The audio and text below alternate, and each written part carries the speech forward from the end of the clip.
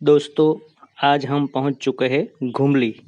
जी हाँ, घुमली यानी कि जिसे अ, भूमिलिका, भुभुतपल्ली या फिर कई लोग भूमली के नाम से भी जानते हैं, जो पोरबंदर से करीबन 35 किलोमीटर दूरी पर है। और जो भाणवर है, देवभूमि द्वारका का तालुका, उससे भाणवर से करीबन 5 किलोमीटर की दूरी पर है। बरड़ा हिल्स की तलेटी में बसा हुआ ये प्राचीन समृद्ध नगर आप देख सकते हैं। कितनी हरियाली यहाँ पर छाई हुई है और बहुत सारे लोग यहाँ पर घूमने के लिए आते हैं।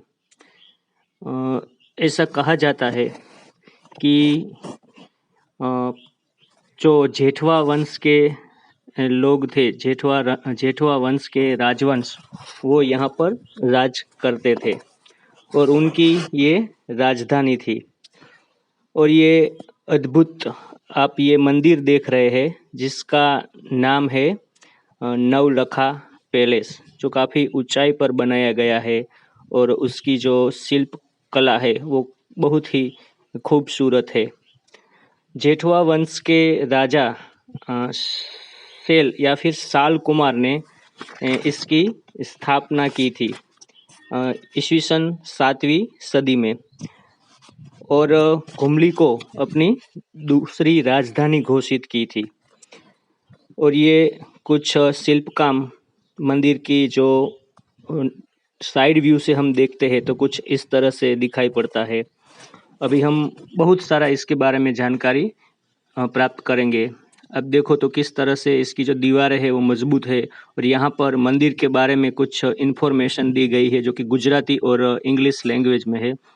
कहा जाता है कि इस मंदिर बनाने में उस वक्त 9 लाख रुपए का खर्च हुआ था, जो इसका नाम की वजह है, इसीलिए तो लोग उसे नवलखा मंदिर भी कहते हैं। अब हम सीढ़ियों से ऊपर जाकर देखते हैं तो इस तरह से कुछ ये मंदिर दिखाई पड़ता है। जो ये खंडित मूर्तियां हैं, बहुत ही अच्छी तरह से इसे बनाया गया है, लेकिन इस वक्त देखे तो खंडित हो चुकी है। फिर भी उसके जो कुछ बचे कुचे अवशेष है वो हम आपको दिखा रहे हैं। और ये मंदिर के सामने की तरफ से हम जाएंगे तो इस तरह से जो उसकी बाहरी दीवारों पर जो शिल्प काम किया गया है, उसमें जो सबसे आकर्षित करता है हमें, वो है हाथी की मूर्तियाँ। बहुत ही खूबसूरती से इसे बनाया गया है और काफ़ी सारा खर्च किया गया है, और कई शिल्पकारों ने इस काम में अपना हाथ बटाया है। पूरी घूमकर हम पूरी तरह से इसकी ओर चक्कर लगा सकते हैं। और ऐसा भी माना जाता है कि गुजरात का ये शायद सबसे प्राचीन सूर्य मंदिर है। 2 मंजिला ये इमारत है, जो इसके पिलर उस पर भी शिल्प काम किया गया है। और पूरी दीवारों पर देखे कैसे, जैसे कि हमने कागज पे कोई पेंटिंग की हो तो भी इतनी अच्छी नहीं कर सकते, लेकिन यहाँ पर तो पत्थर पर ये हमारे जो शिल्पकार थे उन्होंने इस तरह से ये बनाया है। तो आज भी अगर हम देखते हैं तो वाकई बहुत ही खूबसूरत दिखता है। और ये देखे, यहाँ पर जो हाथी की मूर्तियाँ अभी मैंने बताया कि उसका जो बहुत ही आकर्षित जो हमें करता है वो है हाथी की मूर्तियाँ किस तरह से हमें दिखाई पड़ती है। जेठवा वंश की ये राजधानी थी, और ऐसा भी कहा जाता है कि रानी पद्मावती और वीर मांगड़ावाड़ो, यानी कि जो मांगड़ावाड़ा था, उनका जो बचपन से जो पले बले उनके मौसाल में, वो यही स्थल था घुमली। जी हाँ, जो यहाँ पे दर्शक घूमने के लिए आए हैं वो भी हमें हाय हेलो कर रहे हैं। और देख सकते हैं इस मंदिर में प्रवेश के लिए 3 द्वार है।